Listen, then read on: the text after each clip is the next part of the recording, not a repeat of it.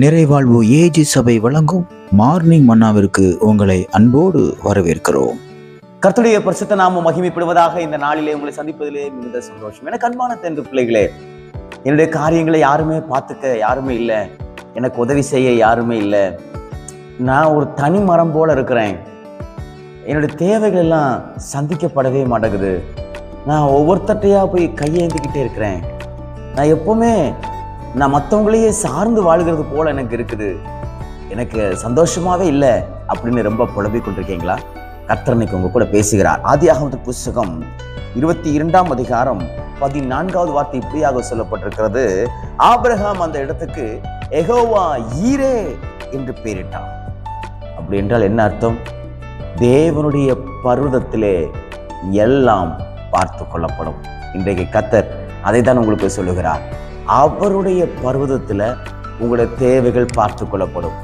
என்னென்ன தேவையோடு இருக்கீங்களோ, என்னென்ன அத்தியாவசியமான தேவையோடு இருக்கீங்களோ, ரொம்ப நெருக்கத்துல இருக்கீங்களோ, உதவியற்று இருக்கீங்களோ, அந்த இடத்துல தேவன் இன்னைக்கு யெகோவா ஈராக இருந்து எல்லாவற்றையும் அவர் முன்பாக இருந்து பார்த்து கொள்வார்.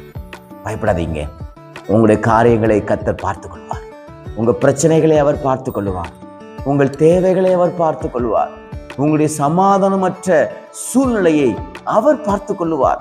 உங்கள் இக்கட்டான ஒரு சூழ்நிலையை மாற்ற அவராலே கூடும்.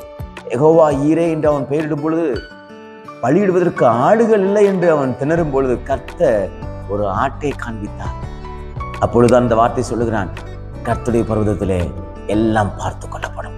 எனக்கு அன்பான தேடு பிள்ளைகளே, வழி தெரியாமல் ஒன்றும் புரியாமல் என்ன செய்வதென்று அவன் சிக்கி தவிக்கும் பொழுது கர்த்தர் உங்களுக்காக ஒரு புதிய வழியை ஏற்படுத்துவார். அது வேலை விஷயமா இருக்கலாம், அல்லது படிப்பு விஷயமா இருக்கலாம், எதிர்காலத்துக்குரிய நன்மையாக இருக்கலாம், திருமண காரியமாக இருக்கலாம். ஒவ்வொரு காரியங்களிலும் கர்த்தர் இன்றைக்கு யெகோவா ஈராக இருந்து இந்த தேவைகள் எல்லாவற்றையும் அவர் பார்த்துக் கொள்வார். உங்களுக்காக தேவன் இன்றைக்கு அற்புதங்களை செய்வார். விசுவாசிக்கிறீங்களா?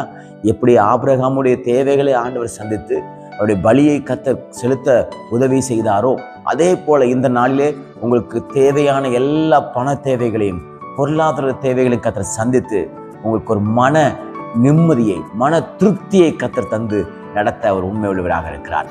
கர்த்தருடைய வார்த்தை ஆம் என்றும் ஆமீன் என்றும் இருக்கிறது. ஆகையால் கர்த்தர் எனக்கு யெகோவா ஈராக இருப்பார்.